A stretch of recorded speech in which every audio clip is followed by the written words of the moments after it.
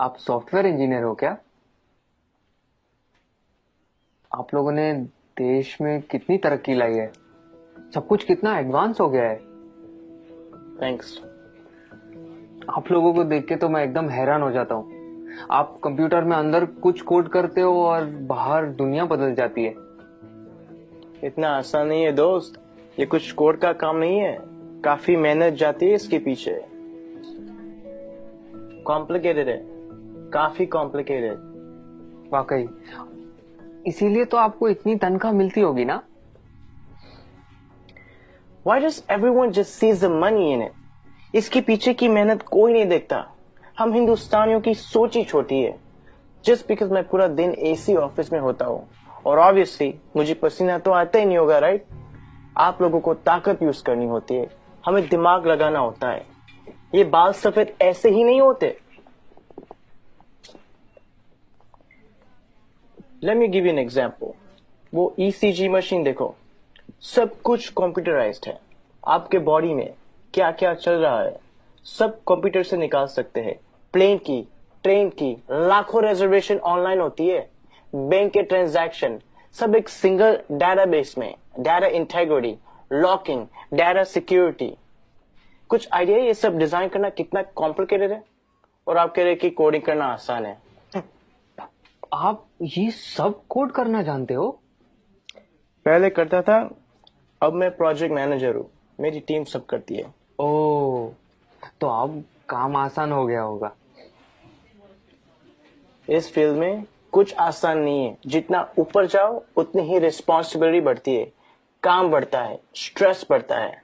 Coding और designing ये फिर भी आसान है, लेकिन अब मुझे पूरी टीम संभालनी पड़ती है। 10 लोगों को हर रोज जवाब देना होता है, क्वालिटी मेंटेन करनी होती है। 2 घंटे ईमेल ना चेक करूं तो लोग पैनिक करने लगते हैं। एक साइड से रिजल्ट का प्रेशर होता है और दूसरी साइड को कस्टमर को रिप्लाई करना होता है। रिक्वायरमेंट्स बदलती रहती है और यूजर्स को कुछ और चाहिए होता है, और आपका बॉस कभी सेटिस्फाइड नहीं रहता। दोस्त, शायद तुम्हें पता नहीं है टेंशन और प्रेशर साथ में हैंडल करना कैसे होता है।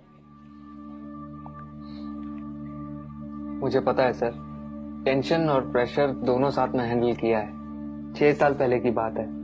हम लगभग 30 लोग रात के 3 बजे पॉइंट 4875 को कैप्चर करने के लिए बढ़ रहे थे। दुश्मन ऊपर से फायरिंग कर रहा था।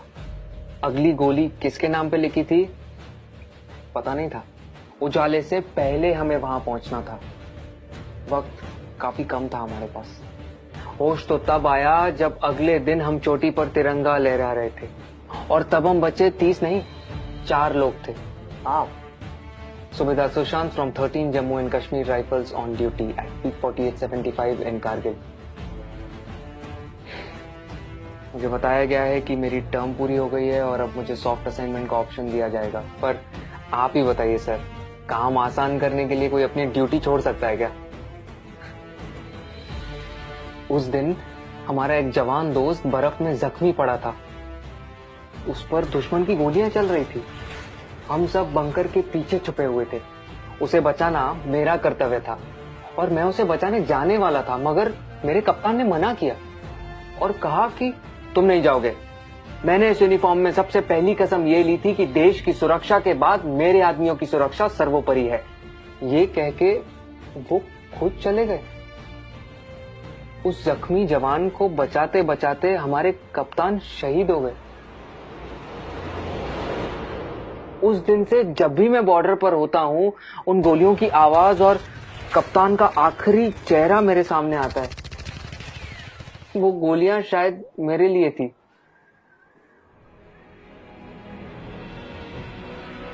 टेंशन और प्रेशर दोनों के साथ काम करना जानता हूँ मैं। Sir, can you please on? Yeah, sure. It was nice meeting you. Thank you for your service. जय हिंद। जय हिंद।